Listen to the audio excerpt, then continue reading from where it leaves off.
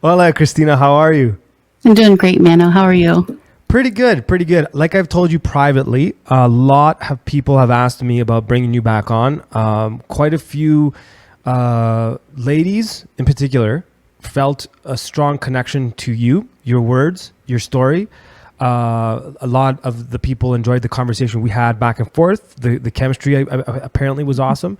Um, So I'm really happy that you decided to come back and be part of the Board No More thing. So thank you and welcome. Yeah, well, thanks for having me. And I think we always have great conversations every time we've talked. And, um, I just want to kind of connect it with Mark and Midas' story. It's like Yes. I listened to the full 3 hour video earlier today.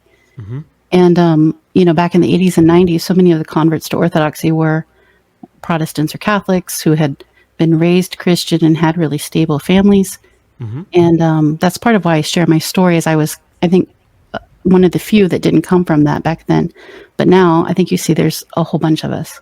We're Yes. not coming from Christian homes. We're coming from these really crazy situations. And I think it's really important to, just let people know, like, you're not the only one that's gone through a bunch of really crazy stuff. So I Yeah. appreciate them sharing all that. It has to be difficult. And Yes. Yeah. So we're thinking about how to set up the order to the conversations we're going to have today, and one of the reasons we decided to start with that one is because it fits really nicely.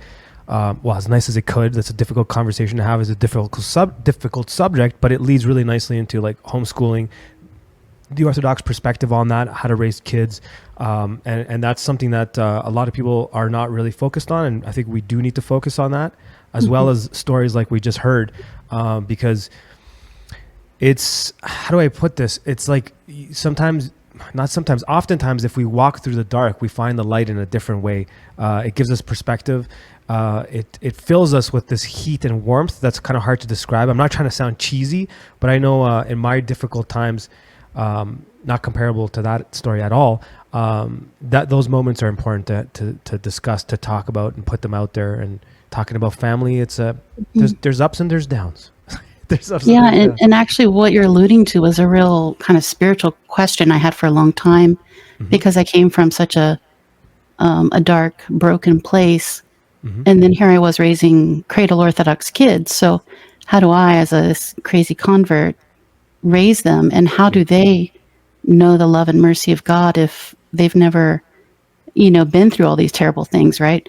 True. And this question was actually answered by Father Turbo recently Hmm. in one of their shows, The Royal Path, where he talks about the path of repentance Yes. versus the path of purity. Yes. And so, whichever path you're on, they're both blessed and they're both, salvific. Hmm. That's a very good point, and it's been a reoccurring subject on the show. Repentance, confession, Mhm. accountability. It's something I focus a lot about when I have conversations for those very reasons. A lot of times, people feel thrown away, kind of discarded, and they can't find a way back. We touched upon this a little bit in our last conversation, and I thought about it a lot after. There's a couple of components there. There's one is the importance of being accountable for what may have happened, Mhm. understand it, and then confess it, and then ask for repentance. And once that's done, true forgiveness from others forgiveness should be there from the beginning, but I think once those steps have been taken, true forgiveness, we have to find it in our hearts to forgive people for difficult things, because we're all jerks. We're all jerks, and I think sometimes we forget that. Yeah, and forgiving ourselves, and Yes. there's a lot of components to that. And True. I think too, maybe not, especially when you're first repenting, Hmm. first starting that journey, I think it's important to not dig too deeply at first. Yep. Some of that, like, you're going to process over time, I think. And if you're just always in your history rehashing things and, Yep. re-questioning, then Yep. you're not really moving forward. And repentance is actually about a change of direction Yes. and, Yes. moving in a different direction in your life. So there's a Absolutely. balance there between remembering where you come from and the mercy and the grace of God, and not letting that bring you down, because it can, I Absolutely. think. I think it's well put. That's actually love how you put that. That's amazing. Not surprised at all because that's what you do. That's what you do. So I'll give you the stage, and you can go for your whole thing. And then Manny will put up the 5-minute clock. If at any point you need me or anything like that, just shout out my name and I'll pop in. Sounds great. You good? You can pop in too if you want at some point. Okay. But, Yeah. Oh, definitely. We'll have a conversation when we're done. Okay, sounds great. Okay.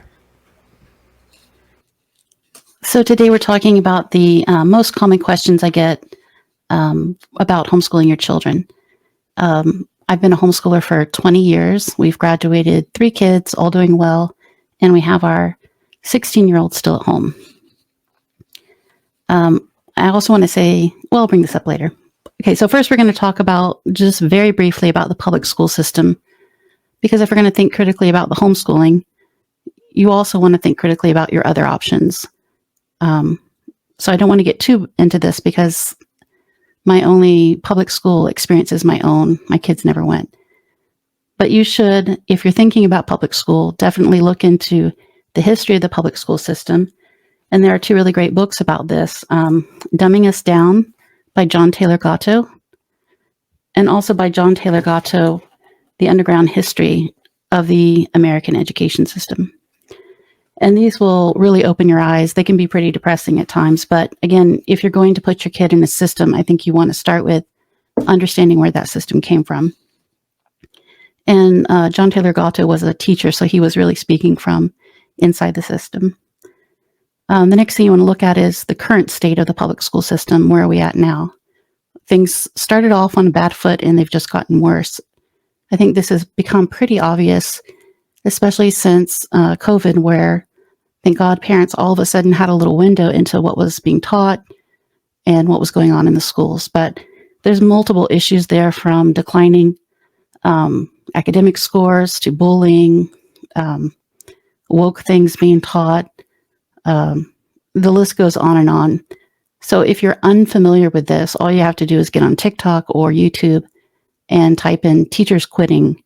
And you're going to find that many of the good teachers that are left, because there are many good teachers still in the system that really love kids and want the best for them, but many of them are quitting en masse right now. And they're being really honest about what's happening in the schools, behaviorally, as far as the curriculum, and the lack of support from administration. And finally, I think you want to look at where public school is heading. And this was kind of a new thing for me, but I know that Mano had, I believe it was Synaxis. He can correct me at the end here, but they had somebody on who was talking about a book, School World Order, and moving towards more and more technology in the school system to data mine your kids. We're already seeing this. If you've been part of a public charter school, which I was for years, you're already seeing the beginnings of this, where online curriculum is sold to you as, this is very easy to do. It's easy for the parent because the child completes their work and the system automatically knows what needs to be reported. And it's a good sell because it's so easy for the parent, right? But first of all, it's not a good education for your child for many reasons. And also it's laying this foundation for a lot of data mining that I think is coming. And lastly, if you don't have any option and you have to put your kids in public school, then you really need to be really engaged with that. You need to know their teachers, the administration, the other students, because ultimately it's parents who are responsible for their children's education. It's not the school. It's not anybody else. Like, each of us parents will stand before God one day and have to give an account for how we raised our children. And even if you choose a school or somebody else to educate your kids, that you're still the person that's ultimately responsible. Okay, so let's go over some of the common concerns. I think we have 5 different questions. The first one is about socialization. Everybody wants to know, well, how will your kids be socialized if they don't go to school? And I think this question is becoming less of a question for people, because now I think they see the social climate that's in a school. But if we step back, the way homeschoolers normally answer this question is, well, it's not really normal or good for a child to be in a classroom for 8 hours a day with 30 people exactly their age. There's nowhere else in the world that we do this. We don't do this in our families. We don't do this in business or in our workplaces. And so why do we assume that this is the proper way to be socialized? There's also a lot about group dynamics. When children are together with other children their same age, it tends towards everybody acting more immature. So the language will go down, the jokes will go down, everything will be less mature. By contrast, if you have kids of different ages together, what happens is that the older kids kind of go into mom and dad mode. They start speaking like adults. The younger kids want to impress them and be like them, so they also do that. So when you get these multiple age groups, you find that everybody acts more mature. They have better language, they make better choices, which is really interesting. And so this is another reason why we don't really want our kids hanging out with, 10 6-year-olds are never probably going to make great choices. Someone recently asked me the socialization question in a different way. They asked it in terms of, if my child doesn't go to school, how will they learn to relate to people who are not Orthodox, right? If we only keep them in this little Orthodox bubble, that's all they know. They need to understand that there are people who think differently and live differently, and how can they learn to relate to them properly if they don't go to school? And it was such a wonderful way to phrase this question, because you are assuming in that question that the school is the proper place to learn how to relate to people properly. And that's not where we learn how to relate to people. It's the Gospels that actually teach us how to properly relate to each other. And I'll use an example that happened in our life. A little over 10 years ago, I was taking my kids to an Orthodox summer camp. And it's a run by really beautiful people that are friends of ours. But several of them are public school teachers. And so one public school teacher, who is also a matushka, was checking my kids in, and we know each other. Very lovely lady. But she began to tell me that it was especially important that my children as homeschoolers come to camp, because they didn't learn the pecking order in school. And they really needed to learn this to do well in the world, that there's a pecking order, and they needed to know about it. And I was pretty horrified by this. And my first thought was, there's no pecking order in the gospel. This is not how we're supposed to relate to each other. But it's so ingrained in the public school system and in our world that people don't even realize they have this thought that it's not part of our ethos. Finally, kids that homeschool tend to have a lot of relationships with people of different ages. And I think this makes them actually usually more socially successful, because they feel comfortable talking to older people, little kids, and they're not bound by their own age group and worried about if they're going to be cool or not. The next question we often get is, will they be able to go to college? Yes, typically homeschoolers outperform rather than underperform. Now, there are students who homeschool who struggle with their education. However, many of those kids would also struggle in the public school system. So just because someone is struggling and happens to be a homeschooler doesn't mean that the homeschooling was the cause of the struggling. Again, I've heard from different university professors and friends who taught in the university that said they can always tell when they have the homeschooler, because they are very comfortable talking with adults. They do their homework. They're very articulate and engaged in the class. My own children, all the ones that have graduated, have all taken college classes in high school. And I know people that have gone straight from homeschooling into places like Berkeley and Cal Poly. So it's absolutely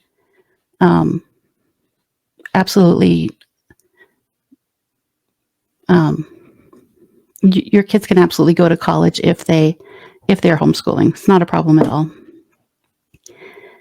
The next question we often hear is parents saying, well, what if I don't feel qualified to teach? And I'm going to break this up into an answer for the younger grades and for high school. So for the younger grades, I would say to you, if you yourself graduated from the public school system and you don't feel like you can teach basic elementary level subjects, doesn't that say something about the public school system? Like, shouldn't you be able to teach multiplying two-digit numbers if you were taught that, right? So I think the fact that we don't feel qualified maybe is suggesting that our own education in the public school system was lacking. I'll be honest with you, I actually dropped out of high school, and that's a story I can tell another time, but I don't have a college education, and all of my children are very well educated. They know a lot more than I ever did at that age. So your own education is not a barrier to what you can teach your children. And when you start when they're young, you're learning alongside of them. You're slowly learning the methodology of teaching. There are lots of great teachers out there, like Andrew Pudwa of the Institute for Excellence in Writing, who does a lot of work on teaching parents how to be good teachers. So there's a very large community of help that can help you figure it out. It's not rocket science. This is all really basic material that any competent adult can learn and can learn to teach. Now, things might change in high school. There's many people who feel like, especially with the math and the science, maybe the literature, that they don't feel competent to teach that. And so I want to go back to something I said earlier, which was you don't actually have to teach everything to your child. You're just responsible for making sure that they learn it.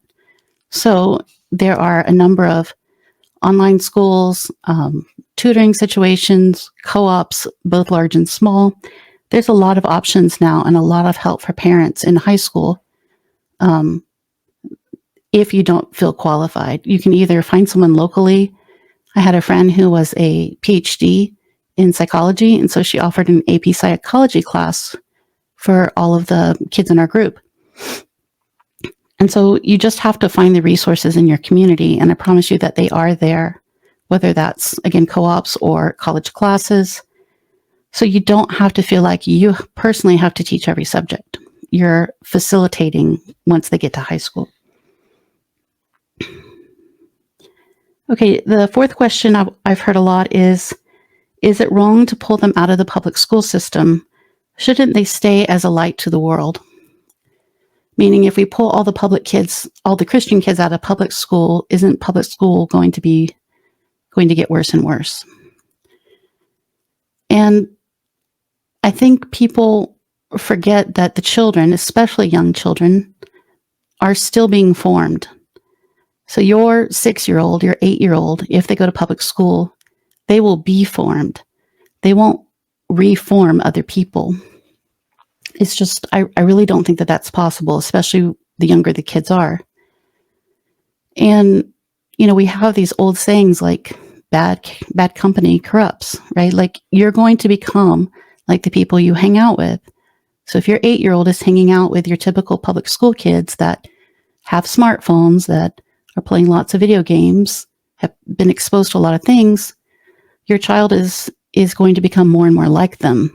It's just kind of the math of how much time they're spending with the people in their life. And I would also say that it's not their job to save other kids. I think this is a very Protestant way of thinking.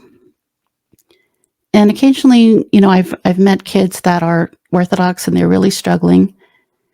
And I really think that what those kids need is not other Orthodox kids to come and save them. What they need are healthy, stable, faithful Orthodox adults to mentor them and to be their friend. If you have a child that's really, really struggling with some deep issues, I don't think that it's good to just expose other kids to those issues, trying to save, the child that's struggling. Again, our kids are kids. We're the adults in the rooms. We're the ones that need to step up and help. And we should be doing that in our communities. If there's a child that's, struggling with cutting or different addictions or whatever, we do want to support the parents and that child. But it's the adults in the community that need to do that for the child. And finally, there's a lot of questions about what can parents afford? Can they afford to homeschool? What if both parents have to work? This can be a difficult question. I definitely don't want to seem insensitive. Times are getting harder and harder for people, and it is getting harder and harder. But I would say that if you feel like God is calling you to this, He'll help you. And that may look different for different people. For our family, we lived on one income in California. But, we never took fancy vacations. We didn't go shopping for fun or out to the movies. I don't own a diamond ring or a new car. We made decisions to live as simply as we could so that we could homeschool our children.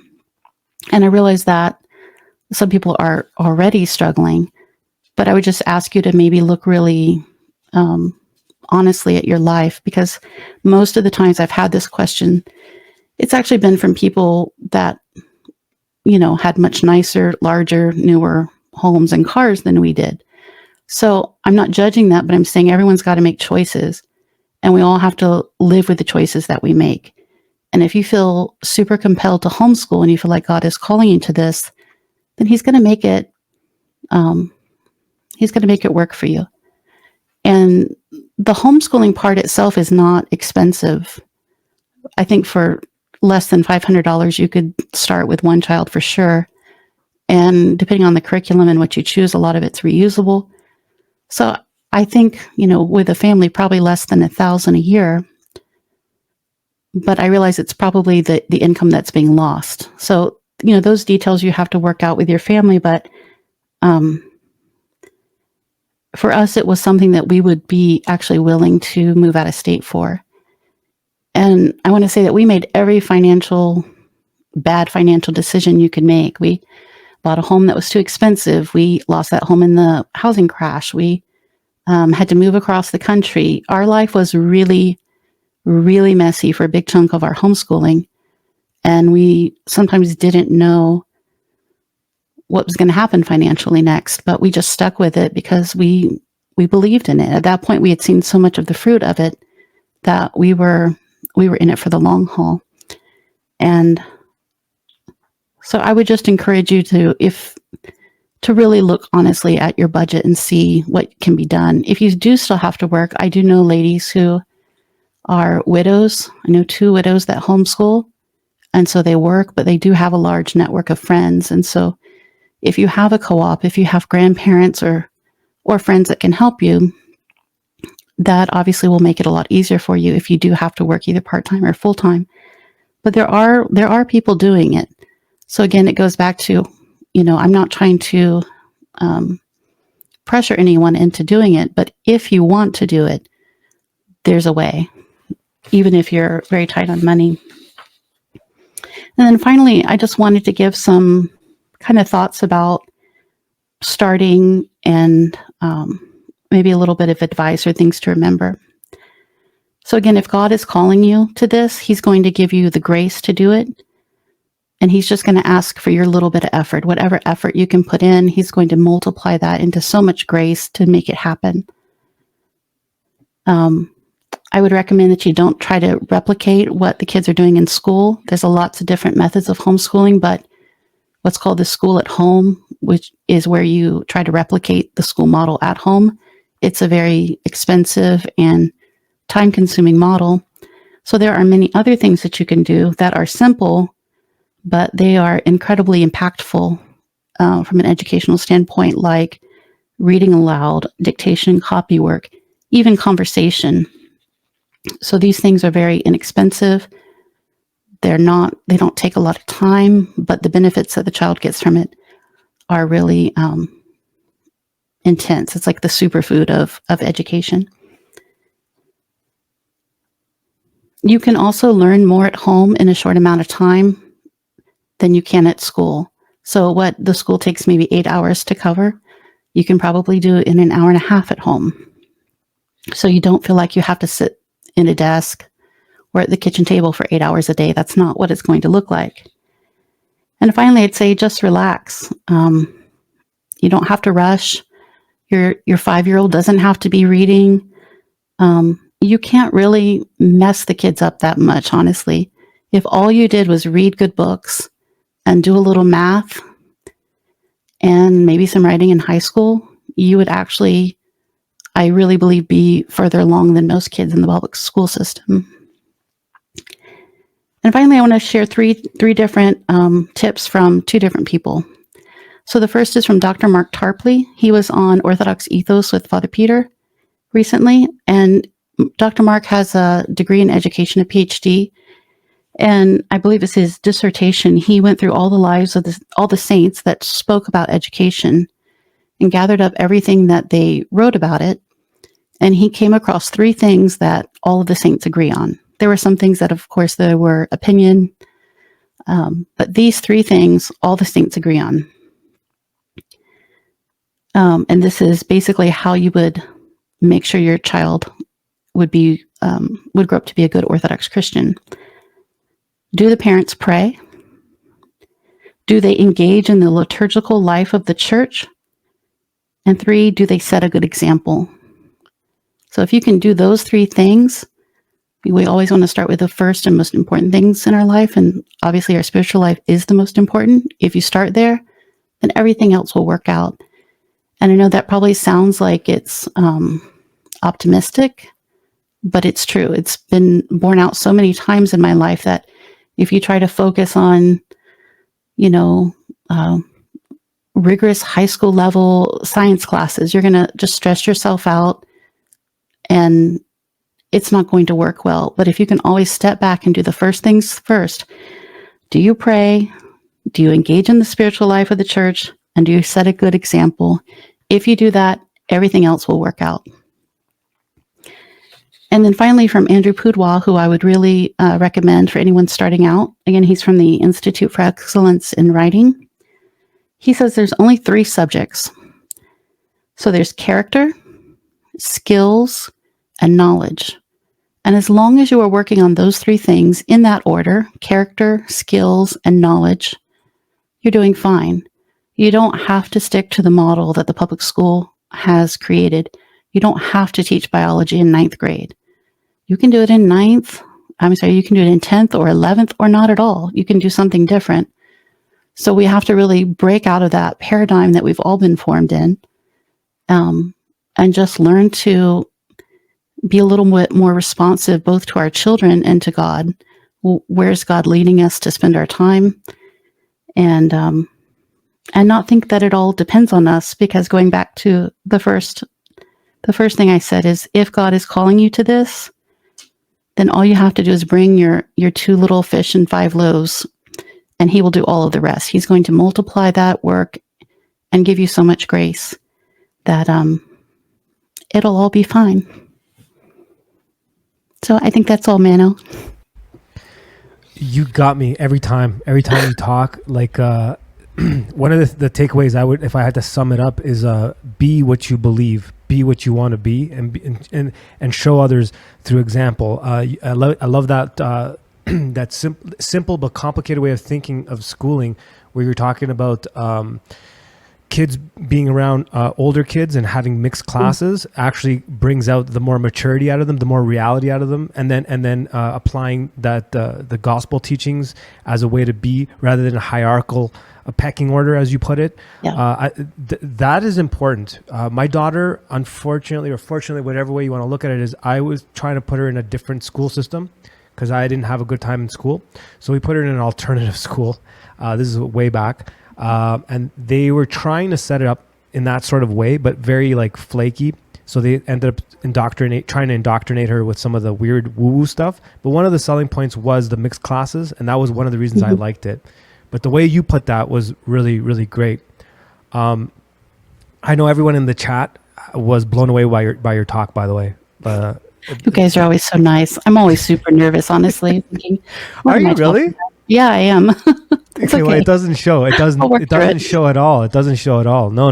Don't worry. No, you did great. You did great. You seem very passionate about this. Obviously, you are passionate about this, and obviously, you have a lot of experience in this. One of the concerns I kept hearing from a lot of people, you brought up many of the ones I've heard, but one of the other ones was like the person trying to do the homeschooling, the lack of confidence. I know you touched upon it a bit, having faith in God will guide you through it, but you just mentioned yourself being nervous being on this podcast. But how do you deal with a parent that really wants to do this? They have it in them to do it, but they're so nervous that they're going to screw their kid up. Like, I'm setting you up for something you already said, but I love it. Well, you have to remind me what I already said, but I do think in our society, we think that we should only listen to experts. Yeah. And I'll tell you, you are an expert. You are an expert on your own child. There's nobody that knows your child like you do. And so once a child gets put into a classroom and they are one of 30, does the teacher really have the time, even if they're a wonderful teacher, but do they have the time to get to know your child like you do? Yes. They just don't. And we've had so many different kids in our family, different types of kids in our family. Some that were very verbal, others were extremely mechanical. But I already knew that about them by the time we actually kind of started formal schooling. So I could tailor things to help them. And again, this isn't rocket science. This is stuff that you should already know because you're an adult, right? And if you know your kids and you know the material, there's just this little bit of a bridge between it where you can learn, the best ways of presenting things. That's a pretty small slice of it. It's way more about just being who you are, embracing, your life as an Orthodox Christian, and loving your children. And I know that sounds so overly simple. No. It took me years to really get this, because in the beginning, we all want the tips and the tricks and the hacks. How do we create our schedule so that everything gets done, because there's so much to do. There is no schedule. Okay, your house is probably going to be messy. Yep. Someone once said you can have 3 things every day. You can have a clean house, healthy food, or educated kids. You get to pick 2 of those every day. Right? Yeah, that's good. Can you repeat that again? Sorry, that was great. Can you repeat that again? Yeah, so you can have a clean house, good food, or educated kids. And on any given day, you can pick 2 of those. And, that's great. Sometimes we'd eat corn dogs and I'd clean the house. And other times the house was, a wreck and we had a really beautiful Ethiopian meal or something, right? So you make choices, and you're never going to be enough. As a parent, you're never going to be enough. And as a teacher, you're just never going to be enough. And that's okay. That's, I think, kind of, I was talking to Adam Lockridge about this in our recent conversation. That's kind of why kids are a blessing. Like, they make us better. They humble us. They, my mom would say to me sometimes, hang up your cape. You're not Superwoman. Like, you can't do all of this. And that's where once you get to that point, you realize, okay, well, God has actually been in charge the whole time. And he was just waiting for me to realize that I needed to ask for help. Yeah. It's all really simple. And here's the other thing. Try it for a year. You can always put them back in school. Yep. Like, nothing bad's going to happen in a year. You also mentioned earlier, for those that are afraid to mess up their kids, the modern day school system, I don't think I have to convince anyone, will mess up your kid far more than anything you could possibly do. As long as you apply love and God to the child, you'll do a far better job than the mess that they're going to do in public schools. Yeah, I didn't want to get on here and really bash the public schools, but I could do it. Don't worry. They kind of need it at this point. It's so, the last 10 years, things are so over the top. Yep. So if you don't know about it, go on TikTok, go on YouTube, and type in "Why are teachers quitting?" and you're gonna see firsthand the insanity that's there. I had a hard time in school, like a really hard time in school, and I had some bizarre situations that are a little bit more unique to my story, I guess. And it did mess me up. I'm not gonna lie. And my dad knew it too. And at that time, there was not much he could have done or that. And a good teacher a teacher's like a gun. A gun can protect your family and feed your family, or it can destroy your family. It can kill someone. And a good teacher is like that. A good teacher can make a great human being or completely dismantle someone for the rest of their lives. And I think that's something that we kind of take for granted. And when you have a homeschooling situation, you're the one that's taking care of that garden. You're the gardener, and you're the one that's able to kind of grow your children. And I wish I had done that when I back before, but it was a different time, and that's also a little bit of an excuse maybe. But I think you brought up a lot of great points that people should think about. How about this one as a question? What if you have one parent that wants to homeschool and the other one that doesn't? Have you faced this issue? So my husband trusts me quite a bit, but I do hear this a lot, and he wasn't completely on board in the beginning. But here's why, because I hear this a lot, actually. I'm glad you brought that up. What typically happens is it's typically the mom that does all the reading, listens to the lectures or whatever, and she becomes totally convinced and she lays it out for her husband. Okay, we got to do this. And he's like, what? Like, no, I thought, that's so out of left field, right? So you really have to take your spouse along with you. That's so important that as you're learning things, you're sharing them. Hey, what do you think about what they're teaching in the schools right now? And that's also why you kind of need to look at the public school system, because you do need to see that there's a problem there. If there's no problem, there's really no reason to leave. Yes. I felt like there was a problem 20 years ago, and I can understand why people would disagree with me there. But I think now many of us see there's major problems, right? So you start with, there is a problem with this public school system. Yep. So what are the other options? Homeschooling is just one option. Obviously private school is another, and each model has their own positives and negatives. So I think going through that together is really, really important.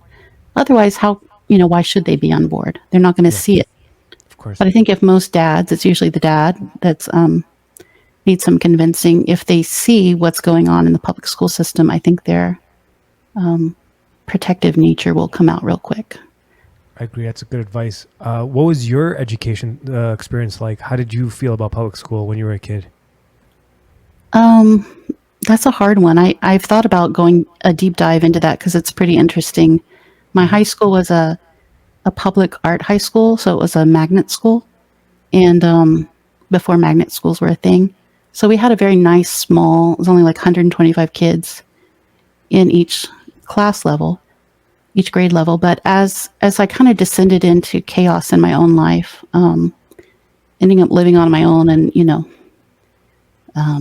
supporting myself at 17 actually it was my junior year. So yeah, by my senior year, I think I was living on my own. The administration, I realized, didn't have any use for me. So I had been in the gifted program, so they were getting money for me. I'd been first chair in the orchestra, was a string bass player, so I could perform, which again, they're raising money off of that. And once my life started to crumble, and I, wasn't doing well academically anymore, or practicing my music, they were really okay with letting me go, and that was really, really painful, actually. So it was my lesbian orchestra director, Mrs. Atkinson, who fell apart one day to seeing what was going on with me. So there are good people in the public school system, but it's the system that's the problem. It doesn't matter if you plug in a bunch of good people. Yep. The system itself is broken.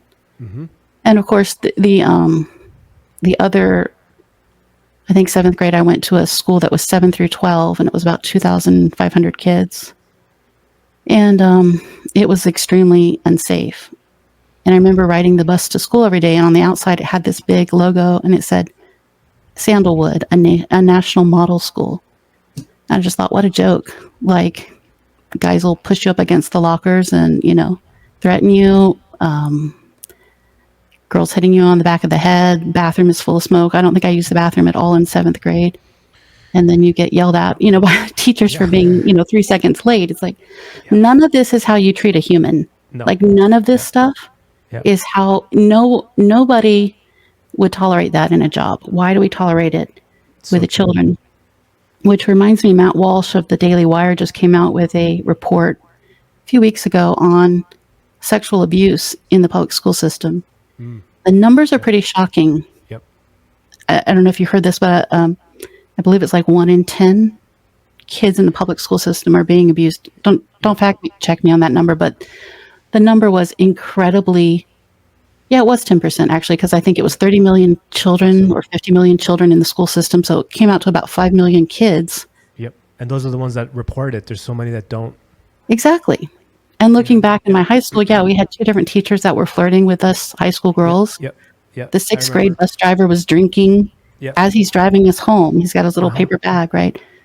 And somehow I think we all have these experiences, and maybe we don't rehash them as adults, saying our bus driver was drinking and driving. Yeah. Yeah. You know, No, we I had know. 40-year-old men hitting on the 16-year-old girls. Like, Hmm. none of this is okay. And No, we wouldn't tolerate it anywhere else. But it's we so send our true. kids off to it every day. And it's also I know they have different problems now, and I'm not saying ours was worse. Definitely the ones that are currently happening, I think, are worse than the ones when we experienced when we were kids. But I think our era was the beginning of the garbage kind of floating to the top. Because a lot of the high school experiences that you just described, I remember them clear as day. And I was in Canada, I was in Toronto, where everyone has this false assumption of Canada, and it's really not like that. And our schools were literally designed and looked like insane asylums. Because I grew up downtown, they're all like light white walls, all brick. One of my earliest disturbing experiences that I had personally was they couldn't figure out what was wrong with me, as they put it, in terms of like spelling and reading and all this stuff, because they would put me into these like little tests me out to see what's wrong with this kid. But they saw higher intelligence than they expected, but yet I was having these issues, but I wasn't dyslexic, all this stuff. It was also the era of trying to figure out what can you give the boys in terms of Ritalin and all that, and all these like things. It was the beginning of that. So they tried that, and my dad was like, absolutely not. So they would put me in this, there was this guy, this therapist, they called him, who'd come every Wednesday. I remember it like it was like yesterday, because it was so traumatizing. And alone, he would take me down to this room where it was like in the World War II era. It was like a dental office in the school. I don't know if they have those anymore. And it was literally like a dental office with all these like dental equipments and all this stuff, but no one was using it. It was just like in this abandoned room. And he'd give me these bizarre psychological experiments. And as I got older and learned more about psychology, he would literally put me through these like cognitive exercises, these exercises on like these bizarre things. But I was alone in this room with this dude, and it was like this creepy sort of scenario. To this day, even my dad, when we talk about it, we don't really know what was going on there. Like, it felt like one of those experiments that you see in TV. And I remember my dad going and asking the teachers, what's this all about? And they're like, they couldn't figure out. They said these weird things, and I'm not claiming high intelligence or anything like that, but they told him, well, they're trying to figure out if he's crazy or psychotic, or if he's a genius. And they're like, and you're putting him in a room alone, in a dark room with this creepy dude. So the weird thing is that creepy dude ended up moving we moved, and he moved across the street from us. That is really weird. That is weird. I'd have questions about that. Yeah. Yeah, it was strange. It was strange. Anyways, I'll leave it at that. But I remember a lot of abuse in the school. Like, I would consider that psychological abuse, but whatever. Some people wouldn't. But I remember a lot of sexual abuse from other teachers and students. And we're talking about the 80s and 90s. I don't think they really appreciated. They didn't view children as important, if I could just say it that way, in the public school system. I don't think we were humanized. I don't think we were looked at as, as persons, or like you said, as value. And I don't know if that was the era, or if it was the system itself, or a little bit of both. Mm-hmm. But Adam Lockridge just turned me on to this book, Bad Therapy, by Abigail Schreier. Mm-hmm. And again, if you're going into the public school system, I would highly suggest reading this, because it's talking about how bad therapy methods have now infiltrated the schools and places like TikTok and the online spaces. But it kind of what you're talking about, where they're really digging into, they call it social emotional learning, but they'll have the kids sit in a circle and dig into like their traumas for this week or whenever. And the kids are just either making up stuff or getting really upset about things that they weren't upset about before. Mm-hmm. But they're spilling also like all of your family information. Mm-hmm. And these are people who aren't trained therapists. The therapies themselves are not good practices. It's just a huge, it's a huge mess. And I don't think the parents know. So again, if you're going to send your kids to public school, just please know what's going on. Yes. Like, I don't judge anyone for doing that, but you got to know what's going on. Absolutely. That's why I really appreciate this, that you took the time out to be on here and have this conversation with everyone. So I just got caught up in the conversation. I realized we're on a timer. No, No, not you. It's me. It's my fault. No, but I think this is a very important conversation. A lot of the content you put out on your show is very, very unique in the sense that it really comes through. My parents are big fans of you, by the way, because when you were on, my dad, he's like, this was a great episode. She's so wonderful. Have her back on, and he was just going off. And I think one of the reasons is